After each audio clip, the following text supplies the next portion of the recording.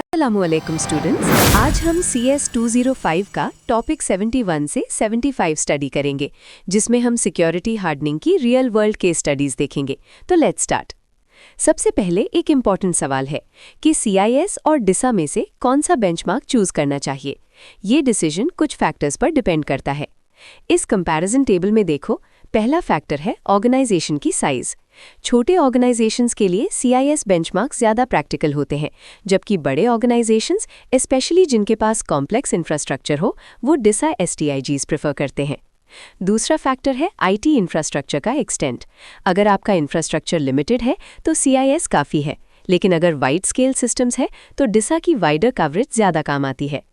तीसरा फैक्टर है nature of business. क्या आपका काम डिफेंस रिलेटेड है या जनरल कमर्शियल है। चौथा फैक्टर है सिक्योरिटी प्रोग्राम गोल्स और IT स्टाफ की मैच्योरिटी। ज़्यादा मैच्योर टीम्स DISA के डिटेल्ड कंट्रोल्स हैंडल कर सकती हैं। एक रूल ऑफ थंब याद रखें, CIS होमलैंड सिक्योरिटी से रिलेटेड है और DISA US मिलिट्री से। DISA ज़्यादा फ्रीक्वेंटली अपडेटेड होता है और वाइडर कवरेज देता है। अब चलते हैं एक्चुअल केस स्टडीज़ की तरफ। पहली केस स्टडी है विंडोज सर्वर 2012 R2 और ये DISA स्टिग से ली गई है। रिलीज 8 डेटेड 28 अप्रैल 2017। ये एक डोमेन कंट्रोलर कॉन्फ़िगरेशन के लिए है। इस डेफिनेशन कार्ड में देखें, रूल टाइटल है auto play must be disabled for all drives. STIG ID है WN12CC000074 और सेवेरिटी है CAT I, यानी ये सबसे हाई सेवेरिटी वाला फाइंडिंग है। अब समझते हैं कि ऑटो प्ले क्या करता है और ये क्यों डेंजरस है। ऑटो प्ले का मतलब है कि जब आप कोई मीडिया इंसर्ट करते हो, जैसे CD या USB, तो सिस्टम ऑटोमेटिकली उस ड्राइव से फाइल्स रीड करना शुरू कर देता है। इसका मतलब है कि अगर उस मीडिया पर कोई मलिशियस प्रोग्राम है तो वो ऑटोमेटिकली एग्जीक्यूट हो सकता है। By default auto play removable drives जैसे फ्लॉपी पर डिसेबल्ड होता है, लेकिन CD-ROM ड्राइव पर नहीं। और यही रिस्क है, अगर कोई इन्फेक्टेड CD इंसर्ट हो जाए तो मलिशियस कोड चलने लगता है बिना यूज़र की परमिशन के। इसीलिए DISA कहता है कि ऑटो प्ले को ऑल ड्राइव्स के लिए डिसेबल करना ज़रूरी है। ये एक फंडामेंटल सिक्योरिटी हार्डनिंग स्टेप है। अब देखते हैं कि इस ऑटो प्ले कंट्रोल को कैसे चेक करते हैं और कैसे फिक्स करते हैं। इन स्टेप्स को ध्यान से समझो। चेक करने के लिए पहले आपको एक स्पेसिफिक रजिस्ट्री पाथ वेरीफाई करनी होती है। रजिस्ट्री हाइव है HKE लोकल मशीन, उसके अंदर पाथ है सॉफ्टवेयर, फिर माइक्रोसॉफ्ट, फिर विंडोज़, करंट वर्जन, पॉलिसीज़ और फिर एक्सप्लोरर। इस पाथ में एक वैल्यू होनी चाहिए जिसका नाम है no drive type auto run. इसका टाइप reg DWORD होना चाहिए और वैल्यू होनी चाहिए 255, यानी हेक्साडेसिमल में 0x000000FF। अगर ये वैल्यू एग्जिस्ट नहीं करती या सही सेट नहीं है तो ये एक फाइंडिंग है, मतलब नॉन कंप्लायंट है। अब फिक्स कैसे करें? ग्रुप पॉलिसी के थ्रू। पाथ है कंप्यूटर कॉन्फ़िगरेशन, फिर एडमिनिस्ट्रेटिव टेम्पलेट्स, फिर विंडोज़ कंपोनेंट्स, फिर ऑटो प्ले पॉलिसीज़। यहाँ टर्न ऑफ ऑटो प्ले को इनेबल करें और ऑल ड्राइव सिलेक्ट करें। इसके साथ एक CCI भी लिंक्ड होता है, CCI-001764। ये NIST SP 800-53 के CM7-2 कंट्रोल से रिलेट करता है, जो कहता है कि सिस्टम अनऑथराइज्ड प्रोग्राम एग्जीक्यूशन को प्रिवेंट करे, ऑर्गेनाइजेशन की डिफाइंड पॉलिसीज़ के मुताबिक। अब दूसरी केस स्टडी देखते हैं, रेड हैट एंटरप्राइज लिनक्स 7, और ये CIS बेंचमार्क से ली गई है, जनवरी 31, 2017, और ये 347 पेजेस का डिटेल डॉक्यूमेंट है। इस कंपैरिजन टेबल में समझो कि ये कंट्रोल क्या है। कंट्रोल नंबर है 5.2.2 और ये कहता है ensure SSH protocol is set to 2। ये एक स्कोर्ड कंट्रोल है, मतलब कंप्लायंस स्कोर में काउंट होता है। प्रोफाइल एप्लीकेबिलिटी लेवल 1 है, दोनों सर्वर और वर्कस्टेशन के लिए। अब SSH के दो प्रोटोकॉल्स हैं, SSH1 और SSH2। ये दोनों अलग और इनकम्पैटिबल हैं। SSH1 ओरिजिनल प्रोटोकॉल था, लेकिन उसमें काफ़ी सिक्योरिटी इश्यूज थे। SSH2 ज़्यादा एडवांस्ड है और सिक्योर है। इसीलिए CIS बेंचमार्क क्लियरली कहता है कि SSH प्रोटोकॉल हमेशा 2 होना चाहिए। SSH वर्जन 1 की इनसिक्योरिटीज़ SSH वर्जन 2 को अफेक्ट नहीं करती, तो वर्जन 2 ही रेकमेंडेड है। अब देखते हैं कि इस SSH प्रोटोकॉल सेटिंग को ऑडिट और फिक्स कैसे करते हैं। ऑडिट के लिए आप एक सिंपल कमांड रन करते हो। आप SSHD कॉन्फ़िग फाइल में चेक करते हो कि प्रोटोकॉल का वैल्यू क्या सेट है। अगर आउटपुट में प्रोटोकॉल 2 आए तो सिस्टम कंप्लायंट है। अगर कुछ और आए या ये लाइन मिसिंग हो तो फिक्स करना पड़ेगा। रिमीडिएशन भी बहुत स्ट्रेट फॉरवर्ड है। आप SSHD कॉन्फ़िग फाइल को एडिट करते हो और उसमें प्रोटोकॉल 2 सेट कर देते हो, बस इतना ही करना है। इसके साथ एक इम्पॉर्टेंट प्रिंसिपल भी लिंक्ड है जो इन पॉइंट्स में याद रखना चाहिए। क्रिटिकल कंट्रोल 3.4 कहता है कि हर रिमोट सिस्टम एडमिनिस्ट्रेशन सिर्फ सिक्योर चैनल्स के थ्रू होनी चाहिए।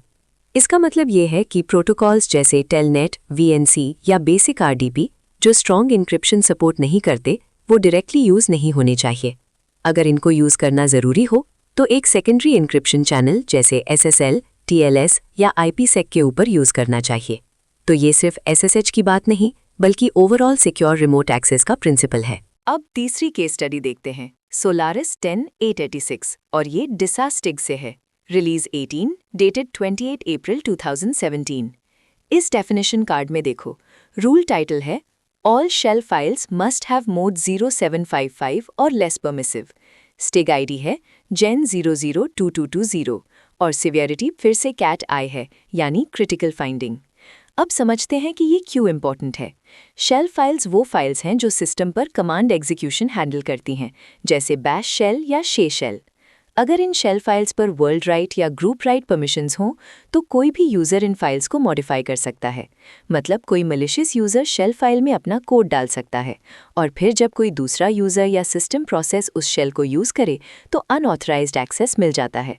इसीलिए डिसा कहता है कि हर शेल फाइल की परमिशंस 0755 या उससे ज़्यादा रिस्ट्रिक्टिव होनी चाहिए।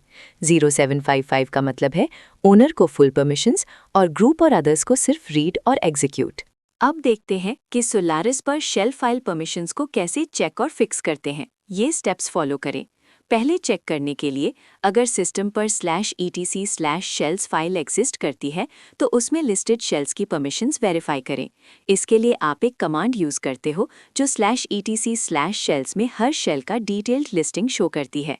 अगर /etc/shells फाइल एग्जिस्ट नहीं करती तो सिस्टम पर मैन्युअली शेल्स ढूंढनी पड़ती हैं और उनकी परमिशंस चेक करनी पड़ती हैं। अगर किसी भी शेल की मोड 0755 से ज़्यादा परमिसिव है तो ये एक फाइंडिंग है।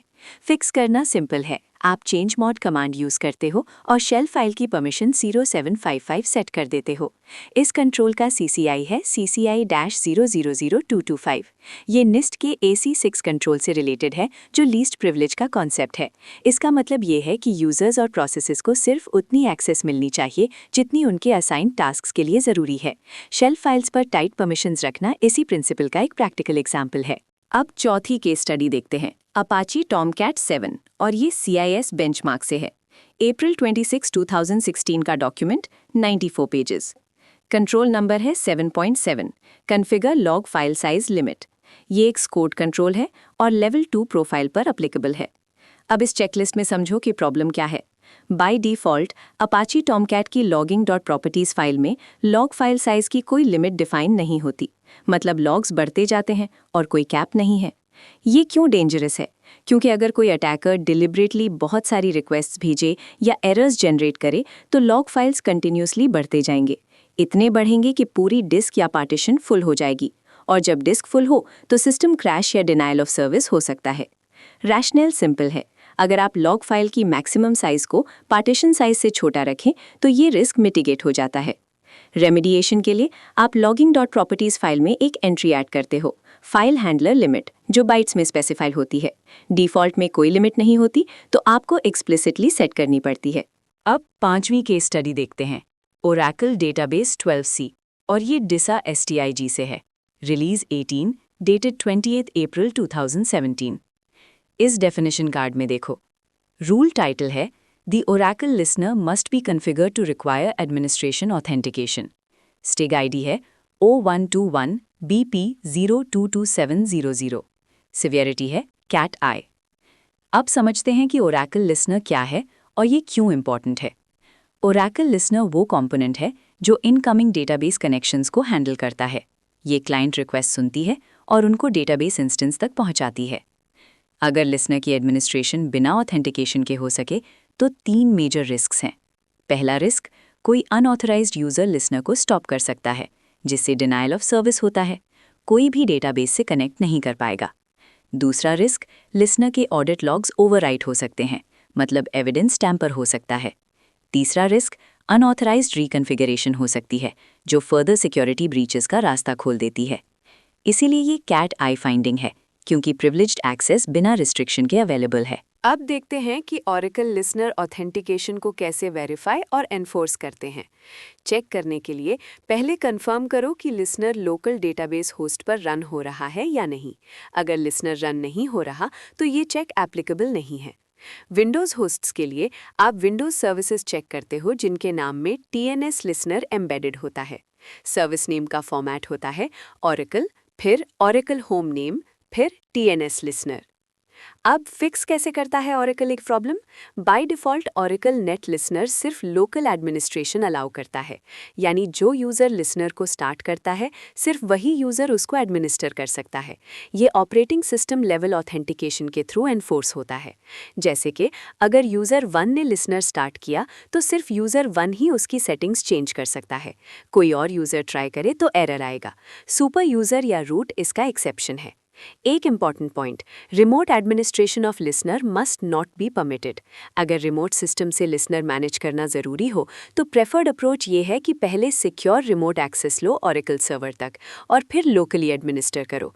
डायरेक्ट रिमोट एडमिनिस्ट्रेशन अलाउड नहीं होनी चाहिए। इस कंट्रोल का CCI है CCI-000366, जो NIST के CM6B कंट्रोल से रिलेटेड है। ये कहता है कि ऑर्गेनाइजेशन अपने डिफाइंड सिक्योरिटी कॉन्फ़िगरेशन सेटिंग्स को प्रॉपर्ली इम्प्लीमेंट करे। अब छठी और आखिरी केस स्टडी देखते हैं, MS SQL सर्वर 2012, और ये CIS बेंचमार्क से है। सितंबर 30, 2016 का डॉक्यूमेंट, 73 पेजेस। इस डेफिनेशन कार्ड में देखो, कंट्रोल है 2.14, ensure SA login account has been renamed. ये एक स्कोड कंट्रोल है। अब समझो कि SA क्या है। SQL सर्वर में SA एक built in system administrator account है। ये नाम हर SQL सर्वर इंस्टॉलेशन में बाय डिफ़ॉल्ट होता है। प्रॉब्लम यह है कि क्योंकि ये नाम यूनिवर्सली नोन है, अटैकर्स सबसे पहले ऐसे अकाउंट को टारगेट करते हैं ब्रूट फोर्स अटैक्स या क्रेडेंशियल गैसिंग के लिए। अगर नाम ऐसे ही रहे तो अटैकर को पहले से पता है कि एडमिन अकाउंट का यूज़र नेम क्या है, अब सिर्फ पासवर्ड गैस करना रह जाता है। इसीलिए CIS बेंचमार्क रेकमेंड करता है कि ऐसे अकाउंट का नाम चेंज कर दिया जाए किसी और यूनिक नाम में। ये एक सिंपल लेकिन इफेक्टिव सिक्योरिटी हार्डनिंग मेजर है जो अटैक सरफेस रिड्यूस करता है। अब छोटा सा रिकैप करते हैं और एक इम्पॉर्टेंट पैटर्न नोटिस करते हैं। हमने आज 6 केस स्टडीज़ देखी। विंडोज़ सर्वर पर ऑटो प्ले डिसेबल करना, रेड हैट लिनक्स पर SSH प्रोटोकॉल 2 इन्फॉर्स करना, सोलारिस पर शेल फाइल परमिशंस टाइटन करना, अपाचे टॉमकैट पर lock file size limit set करना, Oracle डेटाबेस पर लिसनर ऑथेंटिकेशन एनफोर्स करना और MS SQL सर्वर पर 60 लॉगिन रीनेम करना। इन सब में एक कॉमन पैटर्न नज़र आता है, चाहे कंट्रोल CIS से हो या DISA से। हर कंट्रोल का एक स्ट्रक्चर्ड फॉर्मेट होता है। पहले डिस्क्रिप्शन होती है कि कंट्रोल क्या है, फिर रैशनल होता है कि ये क्यों ज़रूरी है, फिर ऑडिट सेक्शन बताता है कि कैसे चेक करें, रेमेडिएशन बताता है कि कैसे फिक्स करें, और साथ में रेफरेंसेस जैसे CII और NIST कंट्रोल्स लिंक्ड होते हैं।